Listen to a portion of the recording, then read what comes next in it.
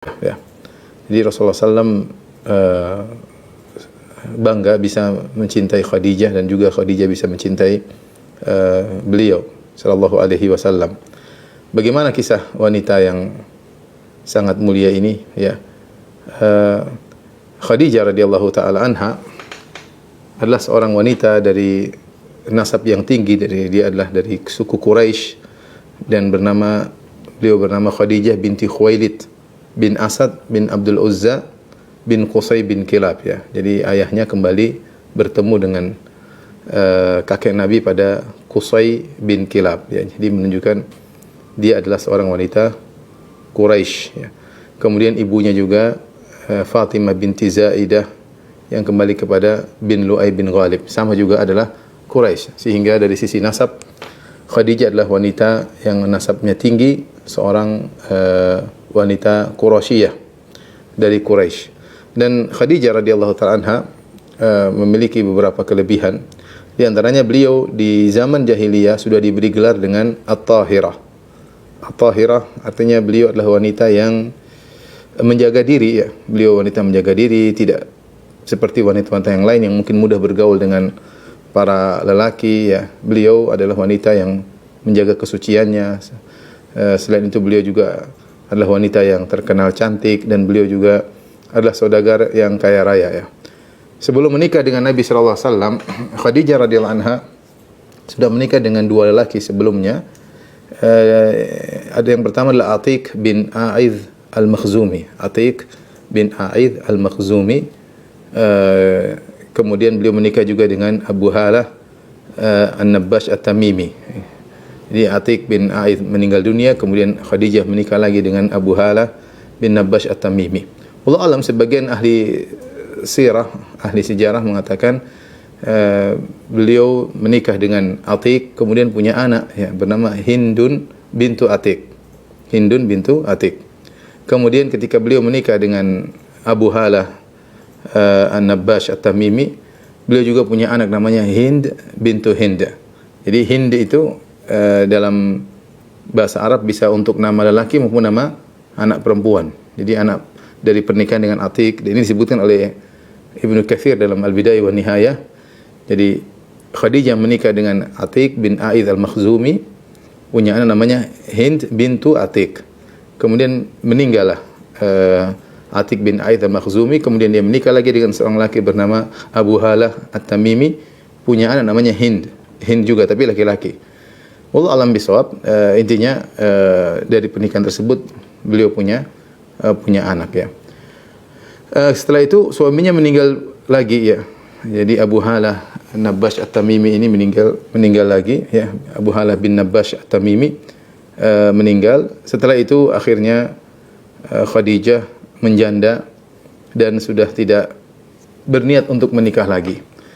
Banyak lelaki yang datang melamar beliau, Khadijah radhiyallahu taala anha, tapi beliau tidak begitu tertarik ya. Ya, karena beliau sibuk ngurus anak beliau, sibuk juga dengan perdagangan, dan beliau tidak tertarik dengan lamaran-lamaran para lelaki yang datang kepada beliau.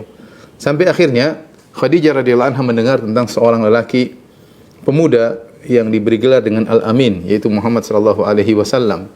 Ya, beliau mendengar tentang Rasulullah sallallahu alaihi wasallam sehingga beliau tertarik dengan Nabi sallallahu alaihi wasallam. Tapi tentunya Khadijah radhiyallahu taala anha tidak sembarang ya memilih lelaki ya. Beliau sudah berumah tangga 2 kali ya. Beliau sudah tahu bagaimana para lelaki dan banyak lelaki yang melamar dan beliau nolak. Kali ini beliau tertarik dengan seorang muda namanya Muhammad bin Abdullah ya, yang terkenal dengan amanah.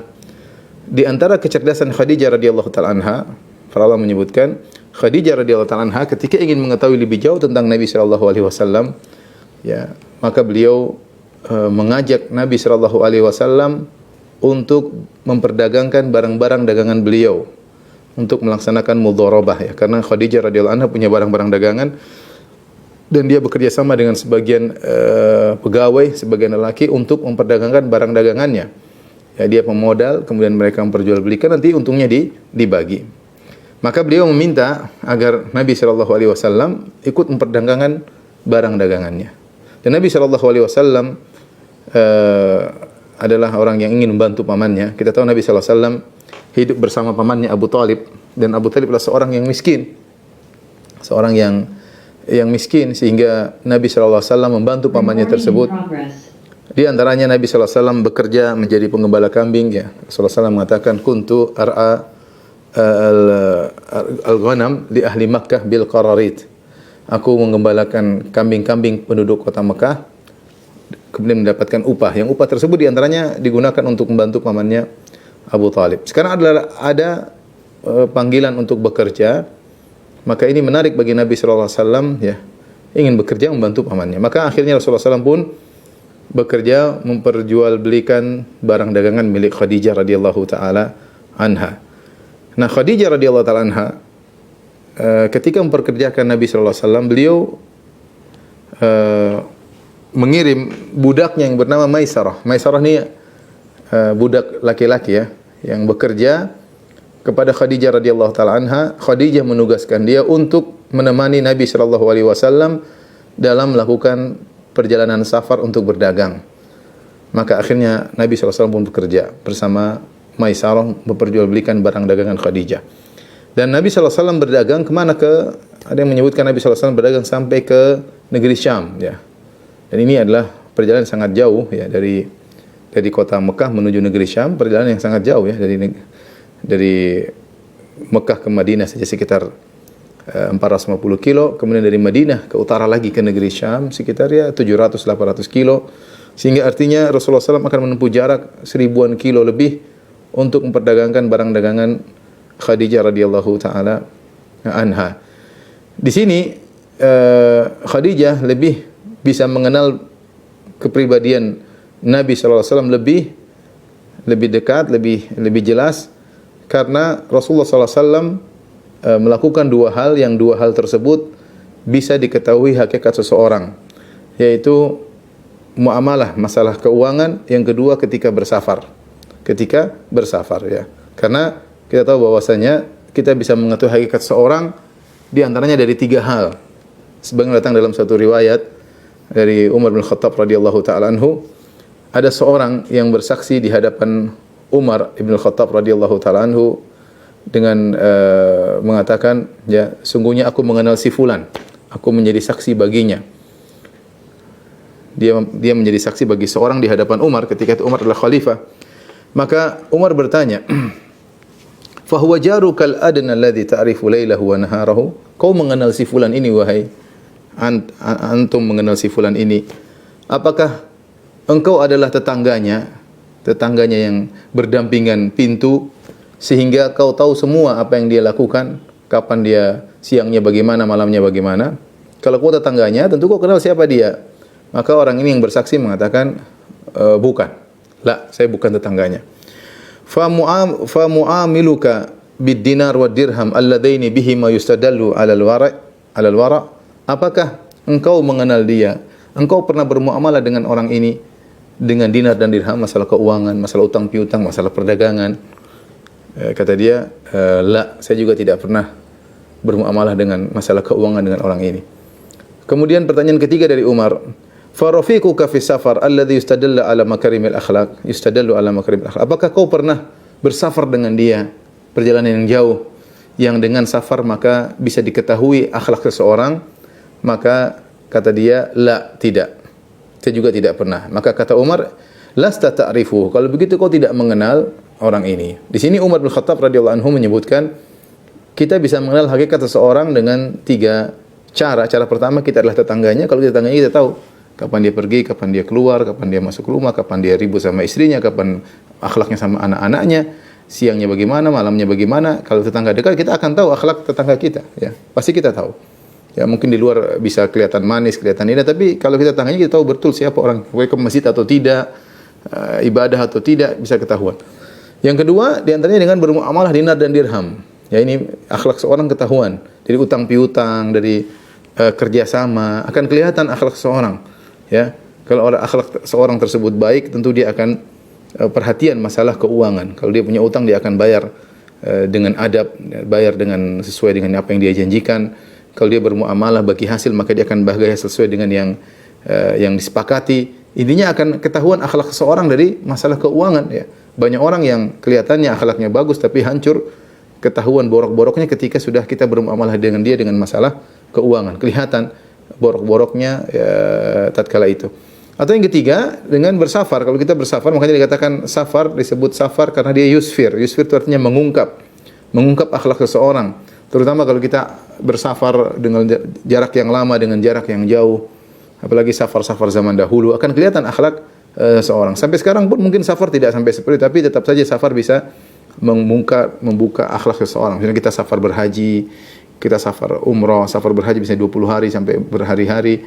Kelihatan akhlak seseorang kesehariannya bagaimana mengalah terhadap temannya, bagaimana tidak mengutamakan dirinya sendiri, lupa dengan kawan. Ini semua bisa kelihatan ketika safar ya.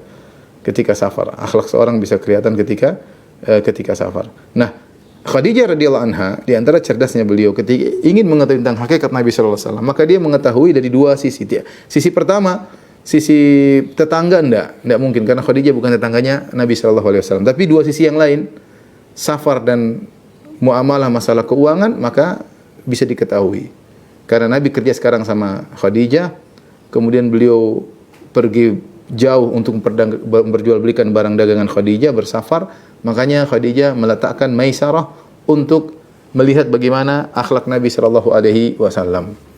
Setelah bermuamalah dengan Khadijah dan Maisarah memberi laporan kepada Khadijah tentang Nabi sallallahu alaihi wasallam, maka semakinlah Khadijah tertarik kepada Nabi sallallahu alaihi wasallam sampai akhirnya terjadilah pernikahan antara Khadijah dengan Nabi sallallahu alaihi wasallam. Ada riwayat-riwayat ada yang mengatakan Khadijah lewat kerabatnya memberitahu kepada kerabat Nabi sallallahu alaihi wasallam agar Nabi melamarnya. Dia menawarkan dirinya kepada Nabi sallallahu alaihi wasallam. Ada yang mengatakan usul dari sebagian kerabat Nabi sallallahu alaihi wasallam. Intinya Khadijah tidak melepaskan kesempatan yang besar ini ya. Ada seorang laki yang sangat amanah, bahkan digelari oleh kaumnya dengan Al-Amin. Dialah Muhammad bin Abdullah sallallahu alaihi wasallam. Maka terjadi pernikahan yang sangat penuh berkah dari dua orang yang sangat mulia ya. Kita bilang Nabi sallallahu alaihi wasallam beruntung mendapat Khadijah, Khadijah beruntung dapat Muhammad sallallahu alaihi wasallam. Dua-duanya beruntung ya. Dua-duanya sosok yang sangat luar biasa. Khadijah sebagai istri tidak ada yang bisa mengungguli kesolehan Khadijah radhiyallahu taala anha, dan Nabi Muhammad sallallahu alaihi wasallam seorang nabi yang jelas tidak ada yang ragu tentang kebaikan Nabi sallallahu alaihi wasallam. Nah, para ulama berselisih tentang berapa umur Khadijah ketika menikah dengan Nabi sallallahu alaihi wasallam. Secara umum para ulama sepakat atau pendapat jumhur ulama, Nabi sallallahu alaihi wasallam ketika menikah umurnya 25 tahun. Adapun Khadijah radhiyallahu taala anha, maka ada beberapa pendapat yang mengatakan umurnya 30-an, ada yang mengatakan 28, ada yang mengatakan 40. Semua tanpa ada sanad yang jelas ya. Tetapi pendapat tentang umur Khadijah mengerucut kepada dua pendapat. Yang pertama mengatakan bahwasanya Khadijah umurnya adalah 28 tahun. Ini pendapat disebutkan oleh Ibnu Ishaq. Dan pendapat yang kedua mengatakan Khadijah umurnya 40 tahun. Ini pendapat yang disebutkan oleh Al-Waqidi ya. Dua-duanya tanpa sanad ya. Mana yang lebih kuat? Yang mengatakan bahwasanya Khadijah ketika menikah dengan Nabi umur 25, Khadijah umur 28, kata mereka dilihat dari ketika Khadijah menikah dengan Nabi sallallahu alaihi wasallam, Khadijah masih melahirkan 6 orang anak. 6 orang anak ya. Ada yang mengatakan 7, ada yang mengatakan 6. Di antaranya 4 wanita, 4 anak perempuan dan 2 anak laki-laki atau 3 anak laki-laki. Ada yang mengatakan anak laki-lakinya yaitu Qasim, Abdullah dan Thayyib atau Tahir ya. Ada yang mengatakan Qasim dan Abdullah. Namun anak-anak ini semua meninggal ketika mereka masih kecil ya. Di masih umur menyusui sudah meninggal dunia. Sementara anak perempuan yaitu Ruqayyah, Ummu Kulthum, Zainab, Ruqayyah, Ummu Kulthum dan Fatimah, 4 orang. Paling tidak Khadijah radhiyallahu taala anha setelah menikah dengan Nabi sallallahu alaihi wasallam melahirkan 6 orang anak. Dan 6 orang anak ini pas bagi Khadijah kalau usianya 28 tahun. 28 tahun punya anak 6 orang lagi ya. Karena kalau sudah umur 40 kemudian punya anak 6 agak repot. Ini pendapat cukup kuat sehingga mereka mengatakan Khadijah menikah dengan Nabi umur 28 tahun dan hidup bersama Nabi selama 25 tahun. Hidup bersama Nabi selama 25 tahun kemudian meninggal dunia. Jadi kalau begitu Khadijah meninggal ketika usia 53 tahun. 53 tahun. Pendapat yang kedua yang mengatakan Khadijah berusia 40 tahun ketika menikah, ini pendapat lebih kuat ditinjau dari sisi dalil, ya. Karena kalau Khadijah menikah umur 40 tahun, kemudian hidup bersama Nabi sama 25 tahun, berarti ketika Khadijah meninggal usianya 65 tahun. Dan 65 tahun itu usia nenek-nenek, ya. Dan beda dengan usia 53 tahun. Kalau kita katakan Khadijah menikah dengan Nabi umur 28 tahun, hidup bersama Nabi 25 tahun, berarti meninggal umur 53 tahun. Sementara dalam hadis ketika Aisyah radhiyallahu taala anha cemburu kepada Khadijah, Aisyah sempat berkata, namanya masih remaja, dia berkata, "Ma tadhkuru min ajuzin min ajaizi Quraisyin hamra'i shidqain." Wahai Rasulullah, engkau hanya menyebut tentang seorang nenek tua yang sudah meninggal halakat fid dahr, yang ompong, ya, hanya terlihat hanya terlihat gusinya yang berwarna merah. Qad abdalakallahu khairan minha. Allah telah menggantikan yang lebih baik daripada nenek tua tersebut, ya. Jadi Aisyah cemburu ketika Nabi menyebut Khadijah, Khadijah, Khadijah, sampai Aisyah berkata, "Ka'allam yakun fid dunya imra'atun illa Khadijah." Seakan-akan di dunia enggak ada perempuan kecuali Khadijah. Karena Rasulullah sering menyebut Khadijah padahal Khadijah sudah meninggal dunia. Saking sering disebut Khadijah, Aisyah cemburu. Ketika Aisyah radhiyallahu anha cemburu, dan Aisyah cerita kisah ini, dia pun menyebutkan tentang Khadijah. Dia mengatakan Khadijah meninggal sudah tua, sudah ompong, ya. Sudah ompong, Allah sudah gantikan dengan yang lebih baik. Maksudnya Allah gantikan dengan istri yang lain. Tetapi Rasulullah SAW tetap membela Khadijah dan berkata, "Inni qad ruziqtu hubbaha." Aku telah dianugerahi cinta kepada Khadijah radhiyallahu taala anha. Nah, usia 63 ini pas kalau dalam kondisi gigi sudah rontok semua. Beda kalau usia 65 itu pas nenek-nenek, ya, artinya 60 biasanya gigi sudah pada rontok. Adapun kalau usia 50-an, 53 tentu gigi belum rontok. Kita dapati banyak wanita umur 50-an masih ayu, masih seger, giginya belum rontok, ya. Jadi wallahu alam bisawab, dari sisi ini saya lebih condong bahwasanya Khadijah menikah dengan Nabi sallallahu alaihi wasallam ketika berusia 40 tahun dan Nabi berusia 25 tahun. Adapun bisa melahirkan 6 orang anak lagi, kita bilang mungkin saja. Usia 40 masih bisa melahirkan, apalagi kalau kemudian jarak anak-anak tersebut tidak terlalu jauh. Ya, maka mungkin bagi Khadijah untuk masih bisa melahirkan 6 orang anak meskipun sudah berusia 40 tahun. Wallahu a'lam bishawab. Taib, akhirnya setelah menikah Rasulullah SAW pun menjalankan kehidupan rumah tangga bersama Khadijah radhiyallahu taala anha, ya, hidup serumah, kemudian dianugerahi oleh anak-anak dari Khadijah, ya. Tadinya Rasulullah SAW miskin, kemudian punya istri yang saudagar kaya raya. Rasulullah SAW naik martabatnya dari sisi ekonomi, ya. Makanya di antara tafsir sebagian ulama tentang firman Allah Subhanahu wa taala, "Wa wajadaka 'ailan fa aghna." Allah mendapati engkau dalam kondisi ailan, yaitu dalam kondisi miskin, kekurangan, fa'aghna, lalu Allah memberikan engkau kecukupan. Di antaranya dengan kau menikah dengan Khadijah radhiyallahu taala anha. Kemudian Nabi SAW di rumah ada anak-anak yang diurus oleh Nabi SAW, di antaranya 6 orang anak tadi kita sebutkan, Abdullah, Qasim, Ruqayyah, Zainab, Ruqayyah, Ummu Kulthum, Fatimah. Kemudian juga anak dari Khadijah yaitu Hind bintu Atiq, ya, atau Hind bin Abi Halah, ya. 2 orang anak, apakah mereka tinggal juga bersama Khadijah? Zahirnya tinggal bersama Khadijah. Kemudian juga ada Ali bin Abi Thalib. Ali bin Abi Thalib. Jadi ketika Rasulullah SAW sudah merasa berkecukupan, Rasulullah SAW ingin menolong pamannya lagi, karena Abu Thalib punya anak-anak, di antaranya Thalib, Ja'far, Aqil, sama Ali, ya. Maka Nabi SAW bersama pamannya Al-Abbas bin Abdul Muttalib datang kepada Abu Thalib. Mereka bilang, "Wahai Abu Thalib, biarlah kami membantu kehidupanmu, serahkan anak-anakmu kepada kami, biar kami yang memelihara." Akhirnya Abu Thalib menyerahkan Ja'far bin Abi Thalib kepada Al-Abbas. "Kamu pelihara anakku Ja'far." Adapun Ali dilepaskan kepada Nabi. Jadi Ali disuruh ikut bersama Nabi SAW. Adapun Thalib dan Aqil bersama Abu Thalib, ya. Thalib meninggal dalam kondisi kafir, Aqil, kemudian Aqil, Ja'far semuanya masuk Islam.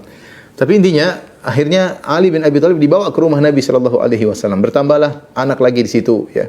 Tinggal di rumah Nabi sallallahu alaihi wasallam. Kemudian ada lagi anak yang lain yang disebut dengan Zaid bin Harithah. Zaid bin Harithah radhiyallahu anhu adalah seorang budak yang dibeli oleh Hakim bin Hizam. Hakim bin Hizam adalah ponakan dari Khadijah radhiyallahu taala anha.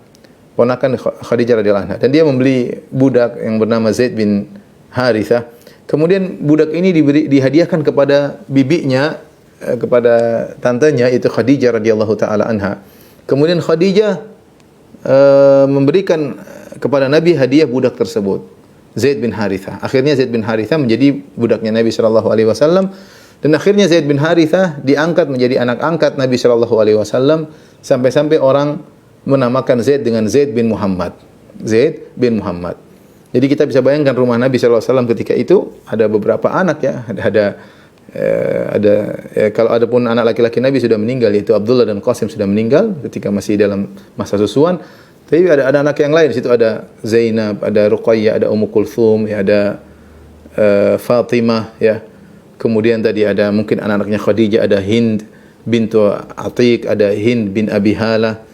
Kemudian ada Ali bin Abi Thalib, kemudian juga ada Zaid bin Harithah. Ramai di rumah Nabi sallallahu alaihi wasallam, semua dirawat oleh Nabi sallallahu alaihi wasallam ketika itu. Baik, sampai akhirnya Rasulullah sallallahu alaihi wasallam pun diangkat oleh Allah Subhanahu wa taala sebagai seorang nabi ya. Ya, berjalan ke rumah tangga Nabi dengan penuh kebahagiaan dengan Khadijah ya. Setelah 15 tahun kehidupan rumah tangga ya, ketika Nabi berusia 40 tahun maka Nabi diangkat menjadi seorang rasul. Adapun awal Nabi sallallahu alaihi wasallam diangkat menjadi seorang rasul, yaitu sebagaimana disebutkan dalam hadis dalam Sahih Bukhari dalam kitab Badil Wahyi, Aisyah radhiyallahu taala anha menceritakan bahwasanya yang pertama kali terjadi bagi Nabi sallallahu alaihi wasallam, yaitu awwalu ma budi'a bihi Rasulullah sallallahu alaihi wasallam min al-wahyi ar-ru'ya shadiqah fi an-naum. Rasulullah sallallahu sering mimpi, dan mimpi tersebut ja'at mithla falaqi subhi. Mimpi yang dilihat oleh Nabi sallallahu alaihi wasallam itu seperti cahaya subuh, itu benar-benar jelas. Sebenarnya mengatakan apa yang Rasulullah lihat dalam mimpi terjadi. Sering begitu, Rasulullah lihat suatu mimpi terjadi. Ini terjadi berbulan-bulan. Ada yang mengatakan 6 bulan. Rasulullah SAW selalu mimpi terjadi. Ini aneh, tapi ini kejadian. Ini awal Rasulullah SAW akan diangkat menjadi seorang nabi. Dan ada kejadian-kejadian aneh seperti Rasulullah SAW di Mekah ada batu yang beri salam kepada Nabi SAW. Inni a'lamu hajaran bi Makkah kana yusallimu alayya wa ana a'riful an. Kata Nabi SAW, dulu ada batu di kota Mekah, kalau saya lewat dia selalu beri salam kepada saya. Dan saya tahu sekarang batu tersebut di mana ya. Ada kejadian-kejadian aneh ya. Sebelumnya juga Rasulullah SAW ketika masih kecil pernah dibelah dadanya oleh malaikat Jibril ketika Rasulullah SAW masih di masa susuan di Halimah Sa'diyah di Bani Sa'ad di Taif. Di antara kejadian aneh yang dialami oleh Nabi sebelum Nabi diangkat menjadi seorang Rasul sallallahu alaihi wasallam adalah mimpi ru'ya shadiqah, mimpinya jelas, tidak seperti kita kalau mimpi kadang mimpi tahu-tahu ke sana, tahu-tahu kemari, tahu-tahu pindah kota, tahu-tahu macam-macam, campur carut marut, adghathul ahlam, campur carut marut. Adapun Nabi SAW mimpi seperti jelas dan kejadian tersebut terjadi. Ada yang mengatakan Rasulullah SAW mimpi sampai 6 bulan. Setelah itu hubbiba ilaihi al-khala. Rasulullah SAW setelah itu suka untuk menyendiri. Maka beliau pun pergi ke Gua Hira, yatahannath, beliau beribadah kepada Allah Subhanahu wa taala. Ya, ada yang mengatakan beliau merenungkan tentang beliau ingin lebih dekat mengenal Allah Subhanahu wa taala. Beliau melihat bagaimana kondisi kaum musyrikin yang penuh dengan kerusakan, perzinahan merajalela, judi merajalela, ya, bunuhan di antara kabilah terjadi, judi, minum khamar, ya, membunuh anak-anak, banyak kesyirikan, berhala-berhala disembah, banyak sekali. Jadi beliau ingin menyendiri. Setelah sering mimpi, beliau pergi ke Gua Hira, kemudian beliau menyendiri di situ merenungkan. Dan Khadijah radhiyallahu taala anha mempersiapkan bekal untuk Nabi sallallahu alaihi wasallam. Ini di antara kemuliaan Khadijah radhiyallahu taala anha. Beliau tahu suaminya baik, maka beliau siapkan makanan buat suaminya. Nanti kalau suaminya sudah pergi, ke Gua Hira, nanti turun kalau sudah habis makanannya dikasih bekal lagi oleh Khadijah radhiyallahu taala anha. Demikian terus sampai datanglah malaikat Jibril kepada Nabi sallallahu alaihi wasallam. Semua itu Khadijah tidak pernah mengeluh, tidak pernah mengatakan, Mas ngapain ke gua sana ya? Mas ini yang ngabisin makanan aja, pulang balik enggak ada hasilnya. Enggak ada. Dia tetap melayani suaminya, dia siapkan makanan. Suaminya pergi ke Gua Hira dan dia temani. Bahkan terkadang dia pergi ke Gua Hira nemani Nabi sallallahu alaihi wasallam dalam beberapa kondisi. Ya, artinya benar-benar Khadijah radhiyallahu anha berusaha melayani suaminya dengan sebaik-baiknya. Padahal waktu itu belum jadi nabi, tapi dia tahu Rasulullah SAW orang yang baik ya. Sampai akhirnya datang malaikat Jibril, kemudian dalam bentuk manusia mendekap Nabi sallallahu alaihi wasallam mengatakan, "Iqra, bacalah." Sebagaimana kisah yang masyhur. Rasulullah mengatakan, "Ma ana biqari, aku tidak bisa baca." Kemudian didekap lagi, dilepas lagi sampai sesak nafas. "Iqra, bacalah," kata Nabi sallallahu alaihi wasallam, "Ma ana biqari, saya tidak bisa baca." Sampai 3 kali, baru kemudian malaikat Jibril menuntun Nabi sallallahu alaihi wasallam mentalqin dengan baca Iqra bismi rabbikal ladzi khalaq khalaqal insana min 'alaq Iqra wa rabbukal akram alladzi 'allama bil qalam 'allamal insana ma lam ya'lam. Setelah itu Nabi sallallahu alaihi wasallam pun ketakutan, beliau pun turun dari Gua Hira ya, menghadapi kondisi yang aneh. Kok tiba-tiba ada orang lelaki di sini memeluk dia, tidak bisa berkutik apa-apa, terus suruh baca sesuatu yang indah. Iqra bismi rabbikal ladzi khalaq, bacaan yang bacalah dengan menyebut nama Tuhanmu yang menciptakan. Suatu hal yang menakjubkan bagi Nabi sallallahu alaihi wasallam. Dia bercampur antara ketakutan dengan antara kebahagiaan. Ya, Rasulullah SAW bingung apa yang dia hadapi. Maka dia pun turun dari Gua Hira bertemu dengan istrinya Khadijah dalam kondisi ketakutan. Kemudian dia mengatakan, "Zammiluni, selimuti aku." Khadijah radhiyallahu anha ambil selimut kemudian menyelimuti suaminya. Dalam sebagian riwayat, "Subbu alayya bima'in barid." Rasulullah ketakutan, gemetar ya tubuhnya. Dia mengatakan, "Wahai Khadijah, tuangkan air dingin ke badanku." Dan semuanya dilakukan oleh Khadijah. Khadijah tidak mengatakan, "Ada apa Mas? Ada Mas, tunggu dulu, cerita dulu." Enggak. Khadijah langsung disuruh oleh Rasulullah, langsung dia nurut ya. Suruh ambil selimut, langsung nurut. Dibiarkan suaminya baru berbicara, "Inni laqad khasyitu ala nafsi." Aku khawatir sesuatu menimpa diriku. Maka itu pernah mengatakan Rasulullah SAW takut dia gila, takut dia terkena penyakit, takut dia karena kejadian aneh. Maka Khadijah radhiyallahu taala anha menenangkan Nabi sallallahu alaihi wasallam dengan perkataannya, "Kalafallahi abshir la yukhzikallahu abada." Sekali-sekali tidak, demi Allah wahai suamiku, Allah tidak akan menghinakan engkau selama-lamanya. Innaka latasilur rahim, engkau suka menyambung silaturahmi. Wa tasduqul hadits, engkau suka jujur, selalu jujur dalam berkata. Wa taksibul ma'dum, engkau bekerja untuk orang yang tidak punya penghasilan sama sekali. Wa tahmilul kalla, ada orang yang berat beban hidupnya kau bantu. Ya, wa taqrid dhaif, kau suka menjamu tamu. Wa tu'inu ala nawaibil haq, engkau bantu orang yang terkena musibah. Orang seperti engkau ini tidak akan dihinakan oleh Rabbul Alamin. Lihat ini Khadijah radhiyallahu anha. Ini Nabi belum jadi, artinya dia belum tahu Nabi akan jadi nabi ya. Tapi dia berdalil dengan suatu yang kenyataan yang dia lihat dalam kehidupan. Maksudnya orang yang seperti ini tidak akan dihinakan oleh pencipta alam semesta. Yang suka jujur dalam berkata, nyambung silaturahmi, bantu orang susah, menjamu tamu, ya, bekerja untuk orang yang kesusahan, memikul beban kehidupan orang lain. Orang sebenarnya tidak akan dihinakan oleh Allah Subhanahu wa taala. Khadijah dalilnya apa? Dalilnya istiqra. Dia melihat kenyataan dari perjalanan kehidupan dia, orang-orang seperti itu biasanya dimuliakan oleh Allah Subhanahu wa taala. Nah, kamu suamiku seperti itu, berarti kau tidak akan dihinakan oleh Allah Subhanahu wa taala. Dengan demikian Rasulullah menjadi tenang. Dia. Ini di antara cerdasnya Khadijah radhiyallahu anha. Dia tidak banyak ngomong, dia ngomong dengan sesuatu yang Rasulullah juga tahu akan hal tersebut. Ini sunnatullah, hukum alam. Orang seperti ini tidak akan dihinakan. Dan Rasulullah tahu akan hal tersebut. Maka ketika diberitahu oleh Khadijah, Rasulullah pun tenang. Ya, Rasulullah pun tenang. Dan ini seorang istri yang saleh seperti itu harusnya menenangkan. Kalau suaminya lagi gelisah, suaminya lagi galau, lagi kalut, ya, maka ditenangkan, bukan semakin diprovokasi, dikompori semakin. Kalau misalnya ada suami pulang dari kantor kemudian muring-muring bilang, "Aduh, itu teman saya kurang ajar gini-gini di kantor gini." Harusnya istri bilang, "Sabar Mas, tenang. Begitulah kehidupan, tenang aja. Yang penting kamu baik ini." Kalau istri yang provokator, oh iya, siapa mas itu? Memang kurang ajar tuh laki-laki itu. Istrinya pun kurang ajar sama dengan dia. Ini tambah pusing, tambah stres suami. Tapi lihatlah bagaimana Khadijah radhiyallahu anha menenangkan Nabi sallallahu alaihi wasallam.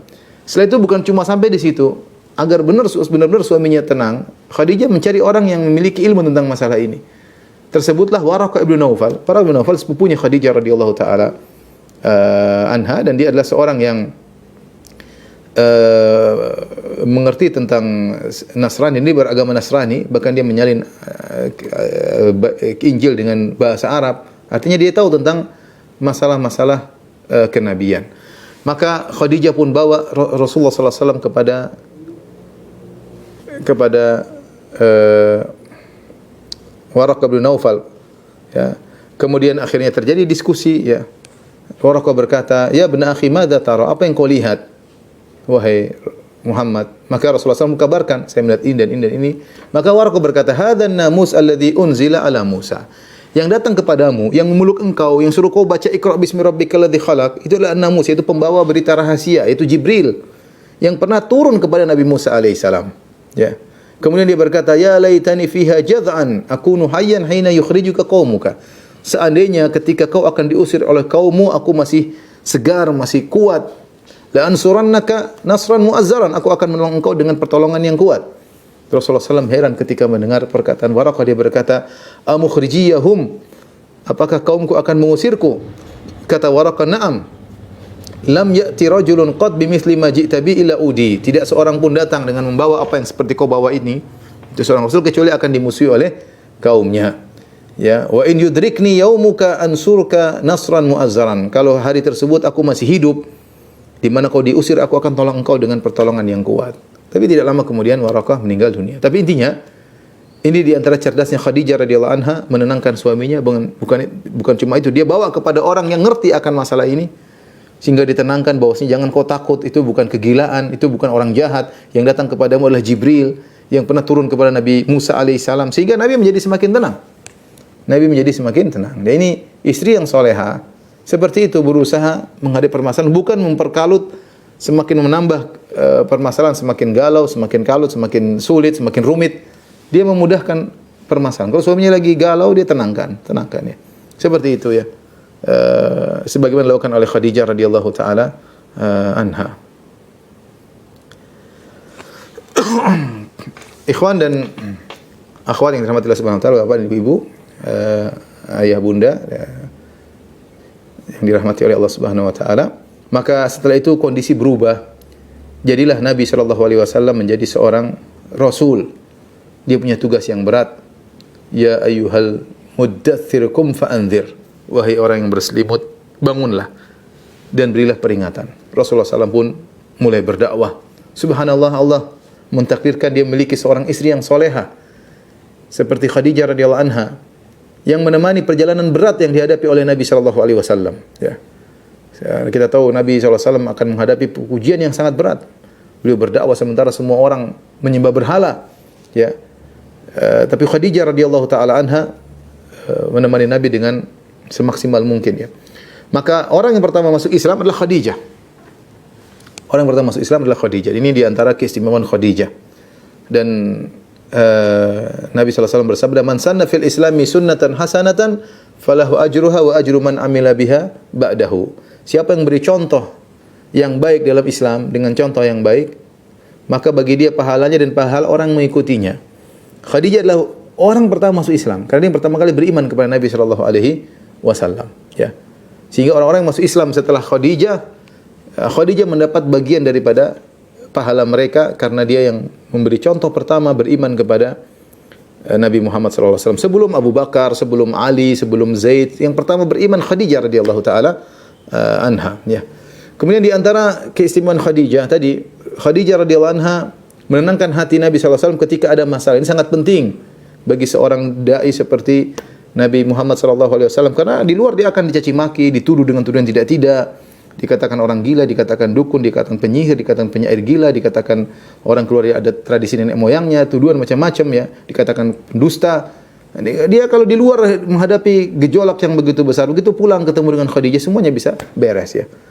Maka ini penting, ya, karena kita berumah tangga, Kalau memiliki istri yang solehah, maka itu nikmat yang sangat luar biasa. Ketika seorang pulang lagi galau ketemu dengan istri yang soleha yang menenangkan hatinya, semua beban itu bisa sangat berkurang ya.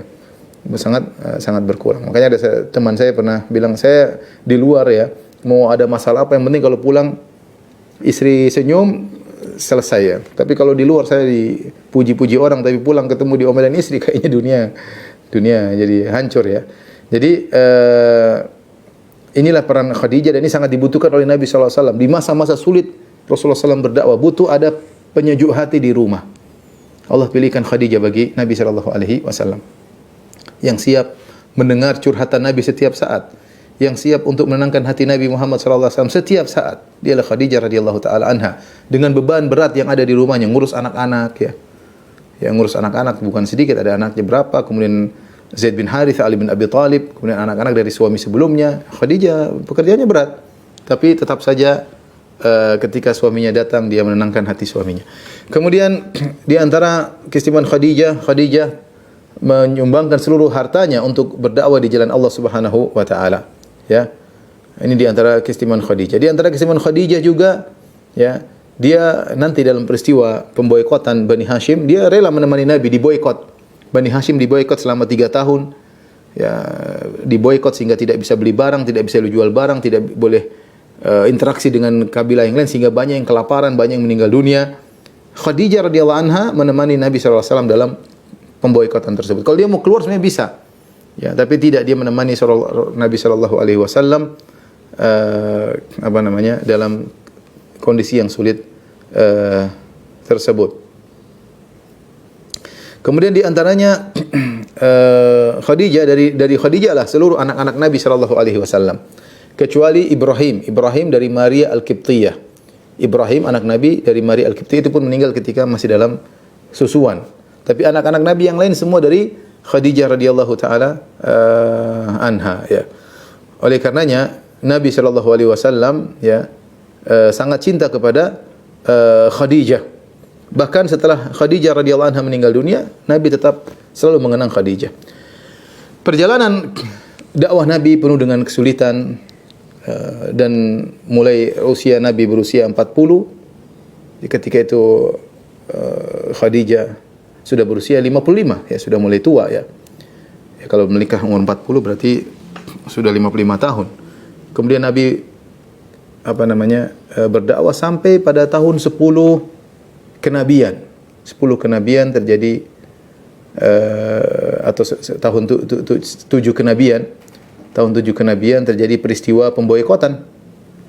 Yang tadi kita sebutkan, Bani Hashim seluruhnya diboikot. Ya, masuk di Syi'ab Abi Thalib, suatu tempat lahan milik Abi Thalib. Mereka tinggal semua di situ, Bani Hashim, baik kafir maupun mukmin semuanya gabung.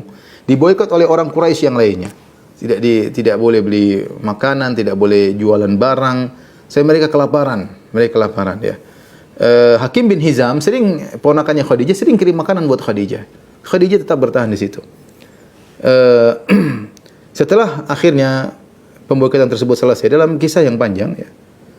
Ya, setelah itu sekitar tahun 10 kenabian Khadijah meninggal dunia.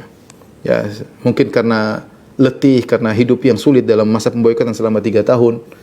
Khadijah meninggal dunia, kemudian tidak lama lagi meninggal Abu Thalib. 2 orang yang sangat dicintai oleh Nabi sallallahu alaihi wasallam meninggal di tahun yang sama. Ada yang mengatakan Abu Thalib terlebih dahulu baru Khadijah, ada yang mengatakan Khadijah baru Abu Thalib. Intinya ini 2 orang yang membantu dakwah Nabi sallallahu alaihi wasallam. Kalau di luar rumah yang membantu Nabi Abu Thalib pamannya yang kafir, musyrik tapi membela Nabi sallallahu alaihi wasallam.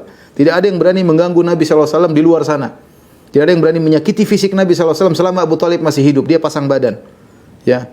Ternyata Abu Thalib meninggal dunia. Di rumah ada yang selalu membela Nabi dengan supportnya, ya, dengan semangatnya. Khadijah radhiyallahu anha. Jadi Nabi semangat ya dakwah di luar, ada Abu Thalib, di dalam rumah ada Khadijah. Khadijah meninggal, Abu Thalib juga meninggal.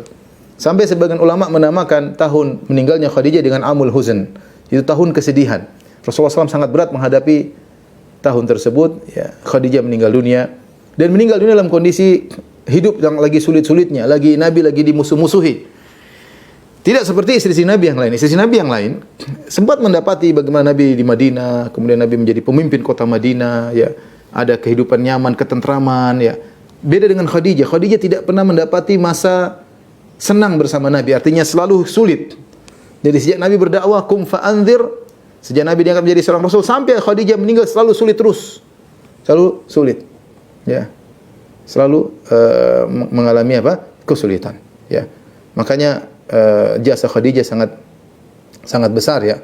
Makanya Rasulullah SAW pernah mengatakan tentang Khadijah, amanat bi idh kafara biyan nas. Khadijah ini beriman kepadaku ketika semua orang, ya, kafir kepadaku. Dia beriman sendirian ketika semua orang kafir kepadaku. Wa wasatni bimaliha. Dia membantu aku dengan seluruh hartanya, kata Nabi sallallahu alaihi wasallam. Dan Allah memberikan rezeki berupa anak dari Khadijah radhiyallahu taala anha. Bagaimana aku tidak mencintai Khadijah, kata Nabi sallallahu alaihi wasallam. Jasanya sangat besar, ya. Taib. Setelah Khadijah radhiyallahu taala anha meninggal, ya, Rasulullah sallallahu alaihi wasallam kemudian menikah dengan Aisyah radhiyallahu taala anha, ya, tapi belum digauli. Kemudian setelah itu Rasulullah menikah dengan Saudah bintu Zam'ah. Kemudian Rasulullah menikah dengan wanita-wanita yang lain, ya, sampai 9 istri Nabi sallallahu alaihi wasallam, tetapi tetap Nabi selalu mengenang Khadijah radhiyallahu taala anha, ya.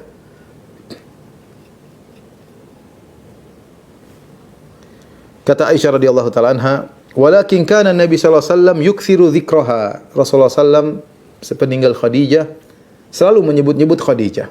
Wa rubbama dhabaha syat thumma yuqatti'uha a'dha'an. Terkadang Nabi sallallahu alaihi wasallam menyembelih seekor kambing kemudian dipotong-potong, thumma yab'atsuha fi sadaiqi Khadijah. Kemudian Rasulullah sallam bagi-bagi ke teman-teman Khadijah. Subhanallah, Rasulullah sallam potong kambing dia bagi ke teman-temannya Khadijah, ini teman istrinya dulu, dibagi-bagi. Qultu lahu, aku berkata kepada Nabi sallallahu alaihi wasallam, kata Aisyah, ka'annahu lam yakun fid dunya imra'atun illa Khadijah. Seakan-akan di dunia tidak ada wanita kecuali Khadijah. Khadijah terus, ya. Aisyah cemburu, dan ini aneh. Aisyah mengatakan, aku tidak pernah cemburu kepada istri-istri Nabi, ya, sebagaimana cemburuku kepada Khadijah. Padahal Khadijah sudah meninggal. Adakah wanita sudah meninggal dicemburui? Ada, yaitu Khadijah. Siapa yang cemburu? Aisyah. Padahal Aisyah adalah wanita yang paling dicintai oleh Nabi sallallahu alaihi wasallam. Ketika Amr bin As bertanya kepada Rasulullah sallallahu alaihi wasallam, ya, man ahabbun nasi ilaik? Siapa yang paling kau cintai? Kata Nabi sallallahu alaihi wasallam, Aisyah. Aisyah sangat dicintai oleh Nabi sallallahu alaihi wasallam daripada istri-istri yang lain, dan para sahabat tahu Aisyah paling dicintai daripada istri-istri yang lain. Meskipun demikian, Aisyah radhiyallahu taala anha cemburu kepada Khadijah lebih daripada kecemburuannya kepada Sofia, kepada Hafsah, kepada Ummu Salamah. Lebih cemburu Aisyah kepada Khadijah daripada istri-istri Nabi yang lain. Padahal Khadijah sudah meninggal dunia. Tidak lain kenapa? Karena Nabi sering menyebut-nyebut kebaikan Khadijah radhiyallahu taala anha, tidak melupakan kebaikan Khadijah radhiyallahu taala anha. Bahkan suatu hari istadzanat Halah bintu Khuwailid. Suatu hari saudarinya Khadijah, Halah, entah adiknya Khadijah atau kakaknya Khadijah, saudari perempuannya Khadijah, datang untuk pintu, ya, untuk ketemu Nabi sallallahu alaihi wasallam di rumah Aisyah. Fa arafa isti'dzana Khadijah farta'a lidzalika faqala Allahumma Halah. Ketika Nabi mendengar suara Halah, Rasulullah terkejut, kaget, seakan-akan bahagia. Dia bilang, ya Allah, itu Halah, ya. Benar, ternyata Halah. Kenapa? Karena suara Halah mirip dengan suara Khadijah. Ini kita dapati seperti itu, ya. Seperti istri saya juga punya saudari, suaranya mirip dengan istri saya, ya. Sama seperti Khadijah punya saudari, suaranya mirip dengan Khadijah. Jadi ketika saudarinya datang mengetuk pintu mau ketemu Nabi, Rasulullah langsung ingat kepada Khadijah radhiyallahu taala anha. Sampai tadi disebutkan, saking seringnya Khadijah disebut sampai Aisyah pun cemburu. Dia berkata, "Ma tadhkuru min ajuzin min ajaiz Quraisyin hamra asyidqain." Yang kau sebutkan hanya seorang nenek dari nenek orang Quraisy yang sudah meninggal dunia, yang ompong, halakat fid dahr qad abdalakallahu khairan minha. Allah sudah gantikan yang lebih baik. Nabi menjawab kepada Aisyah, "Ma abdalani Allahu khairan minha." Allah tidak pernah menggantikan yang lebih baik daripada Khadijah. Kenapa? Qad amanat bi id kafara biyan nas. Dia beriman kepadaku ketika seluruh orang kafir kepadaku. Wa saddaqatni id kadzdzabani nas. Dia membenarkan aku ketika semua orang mendustakan aku. Wa wasatni bimaliha id haramani nas. Dia membantuku dengan seluruh hartanya ketika orang semua pelit kepada aku, dia membantuku. Wa razaqani Allahu azza wa jalla waladaha id haramani auladan nisa, dan dialah aku memiliki anak-anak. Kata Aisyah setelah itu, "Wallazi ba'atsaka bil haqq, la adzkuruha ba'da hadza illa bi khair." Aisyah menyesal, dia mengatakan, demi Allah yang mengutusmu dengan kebenaran wahai suamiku, la azkuruha, aku tidak akan menyebut Khadijah setelah ini kecuali dengan kebaikan, ya. Karena Rasulullah ingatkan, kenapa saya seperti ini? Jasa istriku ini sangat besar, wahai Aisyah. Sehingga Aisyah sadar kenapa Rasulullah sering menyebut Khadijah. Ya, Rasulullah tidak melupakan jasa istrinya, yaitu Khadijah radhiyallahu taala anha. Oleh karenanya Khadijah radhiyallahu taala anha dijamin masuk surga, ya, dijamin masuk surga. Dia orang pertama yang masuk Islam. Dalam satu hadis ketika Jibril datang kepada Nabi sallallahu alaihi wasallam, datang ke rumah Nabi dan Khadijah lagi di luar mau pulang, maka Jibril berkata, "Ya Rasulullah, hadhi Khadijatu qad atat ma'ah ina'un fihi idamun aw ta'amun aw syarabun." Wahai Rasulullah, ini Khadijah akan datang menemuimu dan dia lagi bawa tempayan isinya ada makanan atau ada kuah sayur atau kuah daging, ya, atau minuman. Fa idza hiya atatka faqra 'alaiha assalam min rabbiha. Kalau istrimu Khadijah datang wahai Rasulullah, sampaikanlah kepadanya bahwasanya Allah kirim salam, Rabbnya kirim salam kepadanya. Wa minni, dan salam juga dariku. Wa basyirha bi baitin fil jannah, dan beri kabar gembira kepada Khadijah tentang suatu rumah di surga min qasabin, yang terbuat dari mutiara besar, la sakhaba fihi wala nasab, tidak ada hiruk pikuk di situ dan tidak ada teriakan-teriakan di situ. Jadi subhanallah, Khadijah, Allah kirim salam kepada Khadijah. Jibril kirim salam kepada Khadijah. Kita kalau kirim salam sama pejabat, kirim salam sama syekh, kita bahagia luar biasa. Ini kirim salam Allah Subhanahu wa taala, kirim salam kepada Khadijah radhiyallahu taala anha. Kemudian juga Jibril kirim salam. Kemudian salam tersebut disertai dengan kabar gembira, kau akan dapat istana di surga yang terbuat dari qasab, dari lu'lu'ah, dari mutiara raksasa yang besar, ya, mutiara. Kemudian tidak ada hiruk pikuk di situ, tidak ada suara teriak-teriakan dan tidak ada keletihan. Kata para ulama, karena Khadijah radhiyallahu ta'ala anha al-jaza' min jinsil amal, balas sesuai dengan perbuatan. Selama beliau berumah tangga dengan Nabi sallallahu alaihi wasallam, dia tidak pernah mengangkat suaranya di hadapan Nabi sallallahu alaihi wasallam. Tidak pernah mengangkat suaranya, tidak pernah membantah Nabi sallallahu alaihi wasallam. 25 tahun berumah tangga bersama Nabi, tidak pernah mengangkat suara, ya, sehingga membuat Nabi sangat sayang kepadanya, ya. Kemudian letih, selama itu dia letih ngurusin anak-anak Nabi sallallahu alaihi wasallam, suaminya sibuk berdakwah, belum ngurusin Nabi sallallahu alaihi wasallam, hartanya semua buat Nabi, dia letih. Maka dibalas di hari kiamat kelak di surga tanpa ada suara teriak-teriakan dan tanpa ada keletihan sama sekali. Keletihan cuma waktu di dunia, di akhirat sudah tidak ada keletihan lagi bagi Khadijah radhiyallahu taala. Nah, saya katakan tadi, di antara Khadijah tidak merasakan kenikmatan duniawi. Artinya dia hidup di zaman Nabi lagi sulit-sulitnya. Beda ketika Nabi sudah ke Madinah. Nabi sudah punya pasukan, Nabi sudah punya istilahnya negeri kaum muslimin, ya. Nabi dapat menang dalam peperangan, dapat ghanimah. Zaman Khadijah enggak, Khadijah hidupnya susah. Saya meninggal dunia, hidup dalam kondisi apa? Susah. Tapi senantiasa menemani Nabi sallallahu alaihi wasallam sampai akhir hayatnya. Maka pantaslah dia mendapatkan surga dari Allah Subhanahu wa taala. Baik, ikhwan dan akhwat yang dirahmati Allah Subhanahu wa taala. Suatu hari Rasulullah sallallahu alaihi wasallam dalam perang Badar, ya. Rasulullah SAW mengenang kembali Khadijah radhiyallahu taala anha. Ya. Jadi ketika terjadi perang Badar, jadi Khadijah radhiyallahu anha punya anak perempuan tadi, Zainab, ada Ruqayyah, Ummu Kulthum, Fatimah, ya. Zainab ketika menikah dengan Abul As bin Rabi', ya. Abul As bin Rabi', karena Abul As ini anaknya Halah, dia adalah ponakannya Khadijah. Jadi ketika Rasulullah SAW mencarikan suami buat Zainab, maka Khadijah mengatakan, wahai Rasulullah, ada ponakanku, biar dia menikah dengan Zainab. Maka menikahlah Zainab dengan Abul As bin Rabi', ponakannya Khadijah. Ketika itu Khadijah tidak punya apa-apa, Zainab juga tidak punya apa, maka Khadijah pun punya kalung. Dia lepas kalung tersebut yang biasa dia pakai di lehernya, dia berikan kepada Zainab untuk berhias menyambut suaminya. Lepaskanlah kalung tersebut, diberikan kepada Zainab. Ini Zainab pun menikah dengan Abul As dengan menggunakan kalung ibunya, Khadijah radhiyallahu taala anha. Ini terjadi sebelum Nabi sallallahu alaihi wasallam diangkat menjadi seorang rasul, ya. Kemudian ketika Rasulullah SAW diangkat menjadi seorang rasul, ya, anak-anak Nabi yang lain juga sudah menikah juga. Ruqayyah menikah dengan putranya Abu Lahab. Ummu Kulsum juga menikah dengan putranya Abu Lahab. Kalau tidak salah Ruqayyah dengan Utbah, Ummu Kulsum dengan Utaibah. Intinya mereka nikah dengan sepupu-sepupu. Mereka menikah dengan dengan anak-anaknya Abu Lahab. Ya. Ketika Nabi SAW berdakwah, maka orang-orang Quraisy pun marah dan mereka mengatakan kepada orang-orang Quraisy, hendaknya kita bikin Muhammad biar pusing. Bagaimana caranya? Kita suruh anak-anaknya diceraikan. Kalau anak-anaknya diceraikan, putri-putrinya Muhammad diceraikan, dia akan sibuk ngurus anak-anaknya. Putri-putri jadi janda. Dan siapa yang menceraikan akan kita nikahkan dengan wanita yang dia pilih, terserah. Akhirnya benar, putra-putranya Abu Lahab menceraikan Ruqayyah dan menceraikan Ummu Kulsum. Dan mereka mendapatkan wanita yang mereka sukai. Ya Rasulullah, bagaimana putrinya diceraikan? Ya sedihlah. Abul As juga didatangi oleh orang Quraisy, wahai Abul As, ceraikan Zainab.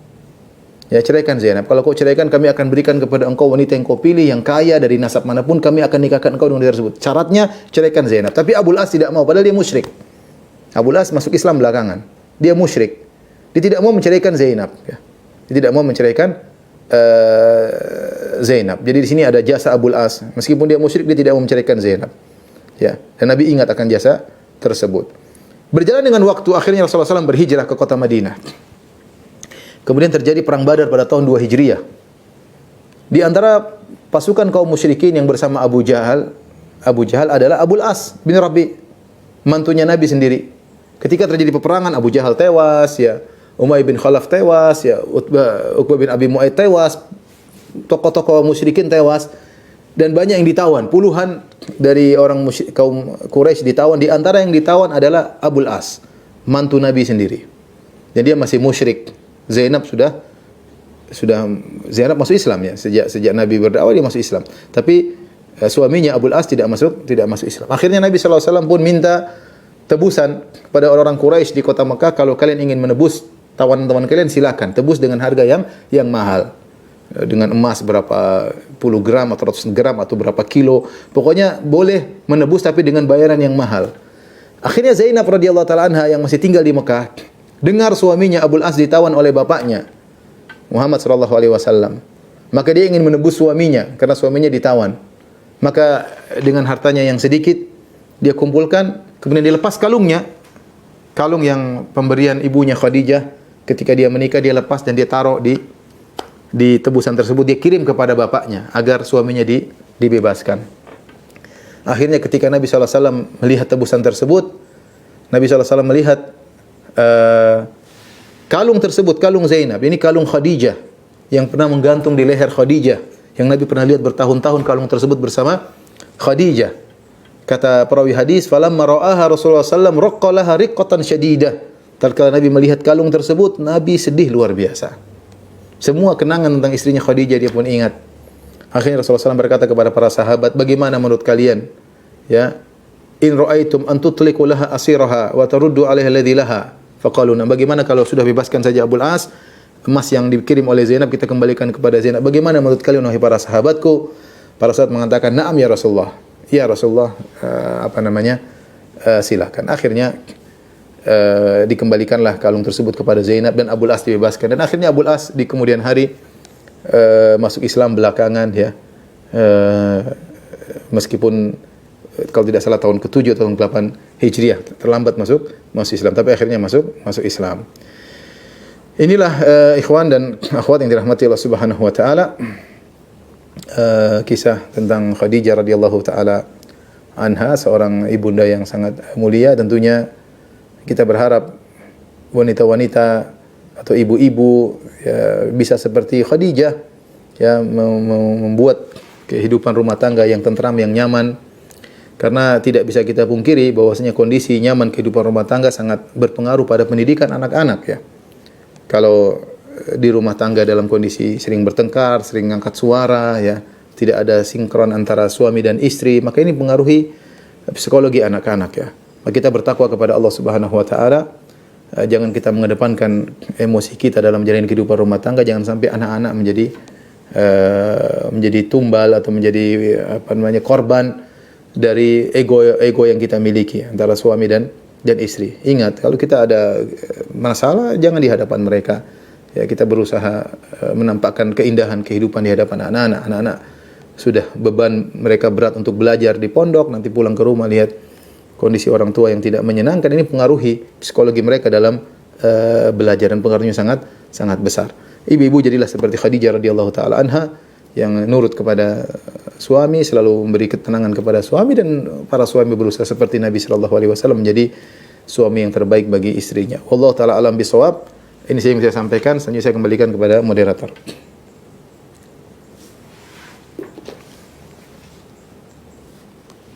Ya.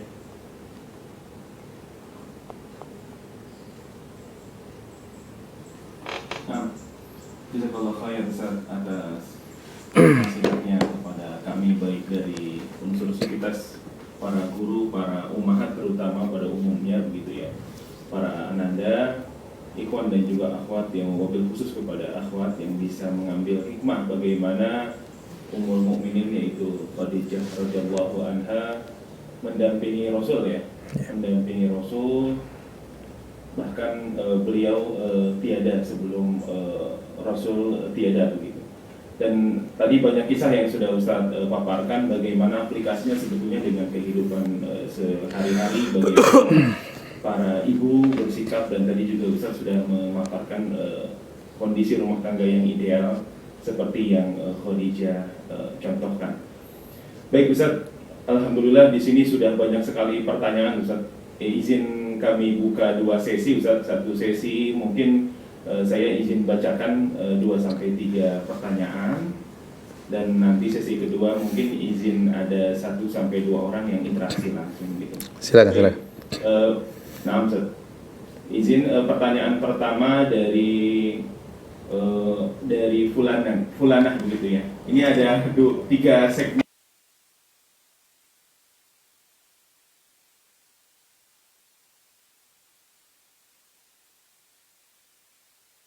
Hartanya semata. Lalu berikutnya, bagaimana hukumnya jika suami menggantungkan kebutuhan finansial keluarga, yaitu rumah, biaya sekolah, kendaraan, bahkan sebagian biaya bulanan terhadap istri yang memang dalam kondisi ini finansial jauh lebih besar pendapatannya dari posisi istri. Dan terakhir, bolehkah dalam Islam laki-laki berhenti kerja dan istrinya yang bekerja? Satu-satu ya. Yang pertama, bolehkah seorang menikah dengan wanita karena hartanya? Rasulullah SAW menyebutkan tentang kondisi masyarakat. Kata Nabi SAW, "Tunkahul mar'atu li arba'." Seorang wanita dinikahi karena 4 perkara. Di antaranya li maliha, karena hartanya, wali jamaliha, karena kecantikannya, wali hasabiha, karena martabatnya, wali diniha, karena agamanya. Di akhir hadis kata Nabi SAW, "Fadhfar bidzatid din taribat yadak." Carilah, menikahlah karena agamanya, kalau tidak kau akan merugi. Hadis ini menjelaskan boleh, kalau hukumnya boleh, tapi tidak dikatakan sunnah. Jadi ada seorang menikah dengan wanita karena hartanya itu boleh. Seorang menikah dengan wanita karena cantiknya boleh. Seorang menikah karena wanita tersebut punya harkat martabat, kalau dia menikah maka kedudukan juga naik, juga boleh. Dan yang sunnah adalah seorang menikah karena agamanya. Makanya di akhir hadis kata Nabi SAW, "Fadhfar bidzatid din taribat yadak." Menikahlah karena agama, kalau tidak kau akan merugi ya.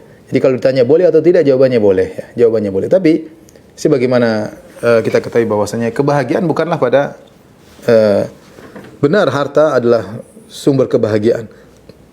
Kedudukan juga sumber kebahagiaan. Kecantikan juga sumber kebahagiaan. Tetapi sumber kebahagiaan sungguhnya adalah kesolehan seorang wanita. Makanya Nabi SAW bersabda, "Ad-dunya mata' wa khairu mata'id dunya al-mar'atu salihah." Dunia itu adalah perhiasan, kesenangan, dan sebaik-baik kesenangan dunia adalah istri yang salihah ya, istri yang salihah. Jadi kalau ada yang menikah karena ingin harta boleh, tapi tadi ya dia harus berusaha memperbaiki kondisi istrinya ya, diajak ngaji sehingga bisa berkumpul sebab-sebab kebahagiaan. Selain karena harta, kalau istrinya solehah tentu lebih membuat dia semakin berbahagia ya. Sebagian orang menikah karena lihat harta sang istri, akhirnya setelah itu dia dicampakkan. Istrinya kaya raya, kemudian dia tidak dihormati, keluarga tidak menghormatinya, dia hanya dianggap untuk numpang doang atau hanya mengambil keuntungan. Nah, ini terjadi ya. Makanya kalau seorang sudah menikah karena harta, hendaknya istrinya dibimbing agar istrinya menjadi istri yang salihah. Ya, kalau bisa beruntung seperti Nabi SAW mendapat istri yang salihah kaya raya seperti Khadijah, maka itu yang lebih baik tentunya. Wallahu alam bisawab. Yang kedua tadi apa, Ustaz? Nah, yang kedua adalah bagaimana hukumnya jika suami menggantungkan kebutuhan finansial kepada istri yang notabene istri memiliki penghasilan lebih tinggi daripada suami. Tentunya tidak boleh. Seorang lelaki punya kewajiban adalah menafkahi istri. Kewajibannya adalah menafkahi istri. Dia tidak boleh memaksakan istrinya menanggung kehidupannya kecuali istrinya memang ridha, senang membantu seperti Khadijah, semua hartanya kasih kepada suaminya untuk dakwah. Ya, itu enggak ada masalah kalau seperti itu. Tapi kalau istrinya merasa terbebani, kemudian suaminya malas, ya tidak ada kegiatan, hanya sekedar semuanya beban kepada istrinya, tidak boleh, karena suami dan istri punya kewajiban masing-masing. Di antara kewajiban suami adalah menafkahi istri, menafkahi dengan nafkah yang dia mampu. Meskipun istrinya kaya raya, kalau dia penghasilannya pas-pasan, dia memberikan sesuai dengan dia mampu. Tapi dia bertanggung jawab, jangan menumpukan semuanya kepada istrinya. Kecuali tadi istrinya ridha, istrinya senang, bahagia membantu suaminya, memberikan itu lain cerita ya. Tapi kalau hukum asal, hukum syar'i tidak boleh. Jadi kita tidak boleh mengambil harta istri kecuali dihadiahkan oleh istri. Kalau istri menghadiahkan, tapi kalau hadiahnya memberikan terpaksa ya karena suaminya malas, karena suaminya enggak, ini tidak boleh. Suami harus berusaha. Seorang punya izzatun nafs, punya harga diri, jangan dia bertumpu kepada wanita ya, tapi dia yang menafkahi keluarganya. Allah alam bisawab.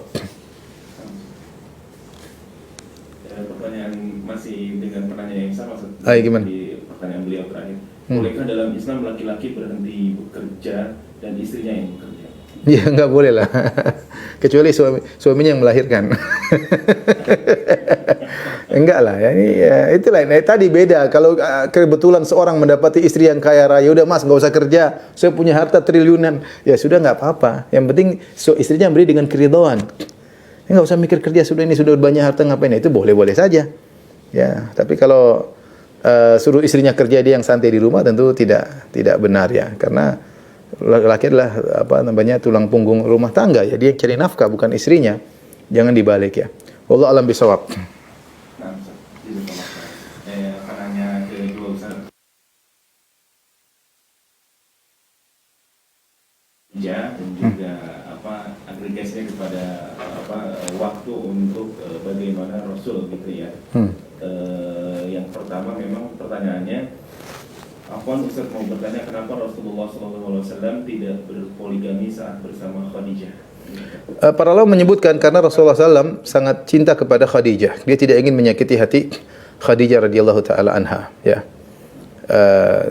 Setelah Khadijah meninggal, baru kemudian beliau berpoligami. Karena jasa Khadijah terlalu besar bagi Nabi Shallallahu Alaihi Wasallam. Makanya Nabi mengatakan, amanat bi id kafara biyan nas, dia beriman kepadaku ketika semua orang kafir kepadaku. Saddaqatni, dia membenarkan aku ketika id kadzabani nas, ketika semua orang mendustakan aku. Wa wasatni bimaliha, dan dia membantu aku dengan seluruh hartanya, dan dari dialah anak-anakku, aku dapatkan anak-anak ya. Sehingga ini disebutkan, kalau enggak salah Ibnu Hajar rahimahullah, ini Rasul tidak ingin menyakiti hati Khadijah. Padahal masalah poligami ketika itu di zaman tersebutlah perkara yang biasa. Bahkan orang-orang Arab di zaman jahiliyah, mereka mungkin punya istri 10, 20, biasa. Tapi Rasulullah SAW sangat sayang kepada Khadijah, mengingat jasanya yang begitu besar kepada Khadijah. Tapi setelah itu Rasulullah SAW kemudian menikah dengan Aisyah, baru kemudian Saudah, kemudian istri-istri yang lain. Dan sebagaimana kita ketahui bahwasanya Rasulullah sangat sayang kepada Aisyah, tetapi Rasulullah SAW tetap berpoligami karena ada maslahat-maslahat yang lain yang disebutkan oleh para ulama, baik maslahat dakwah maupun maslahat siasat dalam berpolitik menghadapi musuh, sehingga Nabi SAW menikah setelah itu. Bahkan setelah menikah dengan Aisyah, Rasulullah masih menikah dengan 8 wanita lagi, meskipun Aisyah adalah wanita yang paling dicintai oleh Rasulullah SAW. Tapi untuk Khadijah tadi, karena jasanya terlalu besar, membuat Nabi tidak mau menyakiti hati Khadijah, karena namanya orang dipoligami pasti hatinya sedih, pasti. Makanya istri-istri Nabi pun cemburu di antara mereka, ya. Cemburu, dan padahal mereka adalah wanita yang salehah dan dijamin masuk surga, itu pun cemburu kepada Nabi sallallahu alaihi wasallam kepada madu-madunya yang lain. Wallahu alam bisawab.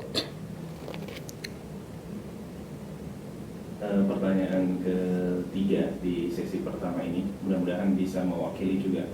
Ini dari seorang akhwat fulanah, Ustaz. Usia Ana 19 tahun, Ustaz. Assalamualaikum, izin bertanya, bagaimana caranya agar seistiqomah Khadijah, tidak meninggikan suara di hadapan suami, selalu melayaninya dan ketaatan lainnya. Ana ingin belajar menjadi seperti Khadijah, Ustaz. Tolong dijawab. Tapi Ana yakin belajar tentang pernikahan itu waktunya harus panjang belum menikah. Wallahu alam bisawab ya. Memang sulit seperti Khadijah, tapi bukan suatu yang mustahil ya.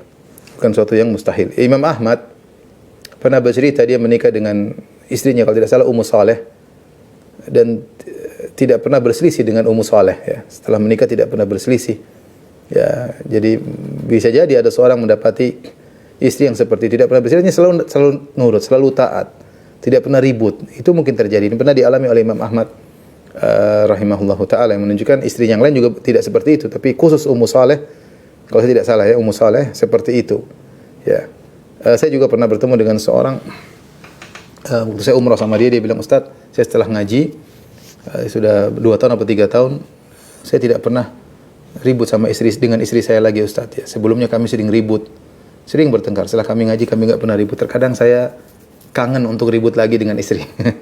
Jadi maksudnya seharusnya kalau seorang belajar ya, para wanita belajar dan dia tahu bahwasanya surga seorang wanita adalah pada suaminya. Kalau kita bilang surga seorang lelaki adalah di telapak kaki ibunya, saya boleh bilang surga seorang wanita adalah di telapak kaki suaminya. Ya, kalau saya boleh bilang demikian. Karena jika seorang wanita meninggal dunia dalam kondisi suaminya ridha, maka insya Allah dia masuk surga ya, dia masuk surga. Jika seorang wanita mengingat tentang pahala yang besar dari menyenangkan suami, ya, membuat keridhaan suami, tidak menyakiti suami, maka dia mampu melakukan seperti Khadijah. Ya, tapi itu sering terluput dari benaknya ya. Karena duniawi sudah mendominasinya. Orang kalau pikirannya akhirat, dia akan bisa tunduk dengan apapun ya, akhirat. Demi akhirat ya. Saya ngalah sama suami, saya menyenangkan suami, saya tahan amarah di depan suami. Ya bisa, dia pikir akhirat ya. Tapi kalau dia lupa dengan akhirat, dunia sudah mendominasi ya, isinya pertengkaran, perkelahian, angkat suara ya. Jadi memang saya nasihatkan kepada ukhti yang bertanya, berazam ya, minta kepada Allah Subhanahu wa taala untuk bisa menjadi istri yang salehah, yang tidak mengangkat suara di hadapan suaminya. Semoga dimudahkan oleh Allah Subhanahu wa taala. Ukhti Fulanah yang sudah dijawab oleh Ustaz Firanda. Baik Ustaz, izin di sesi kedua kita akan interaksi langsung dengan para penanya, mungkin 2-3, mudah-mudahan sudah siap ya para penanya. Tafadhol, mungkin kepada Akhina atau Abi Rayyan ya, sudah bisa dibuka Abi atau Akhi videonya.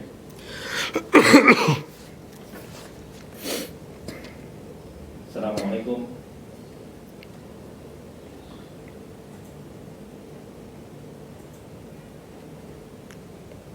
Assalamualaikum.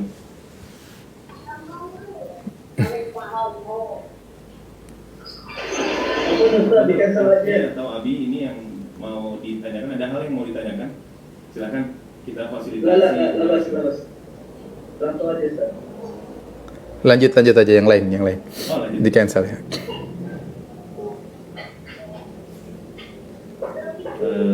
Sapa kembali ini dengan Murdan Al-Betawi, Masya Allah, mungkin dari Jakarta. Tafadhol, Akhi atau Abi, ada yang mau ditanyakan? Silakan.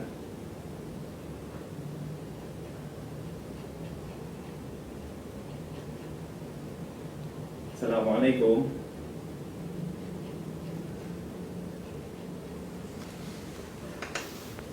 Masih nampaknya Ustaz? Di cancel aja. Coba terakhir ya. Iya, terakhir. Sebelum kita coba alihkan ke pertanyaan. Nah ini dia, Fideli ya, Fideli satu istri, Masya Allah. Ini apa uminya atau Ananda? Fadol, silahkan, bisa dinyalakan dan bisa diaktifkan mikrofonnya. Silahkan, ada hal yang ingin tanyakan Pak Fadol? Assalamualaikum.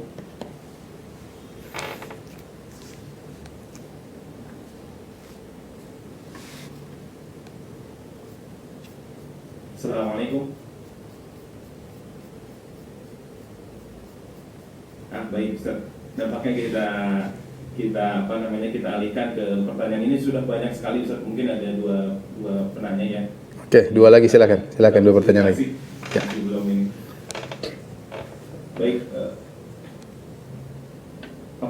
Ini ada dari Isel Ummu Aliyah Afifah. Bismillah, dari Ummu Aliyah, Ustaz, Bunda Khadijah adalah pedagang yang sukses sebelum menikah dengan Rasulullah.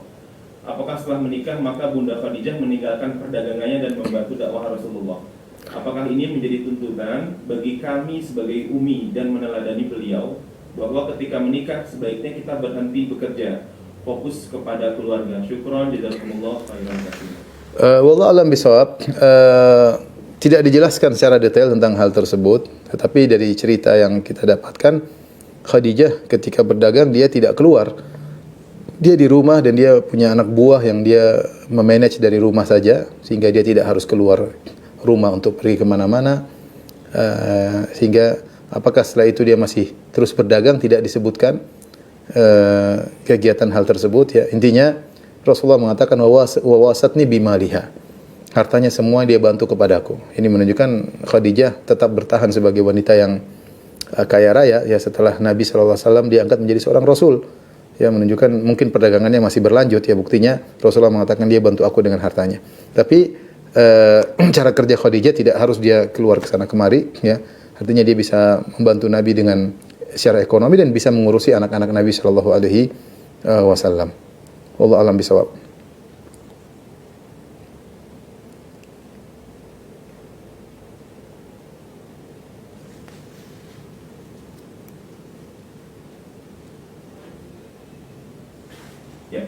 Ya. Baik. Mungkin pertanyaan terakhir, Ustaz Agus. Ya, oke. Pada terakhir begitu ya. Ya. Ini terkait dengan rumah tangga, Ustaz. Assalamualaikum, semoga Allah memberkahi Ustaz dan keluarga.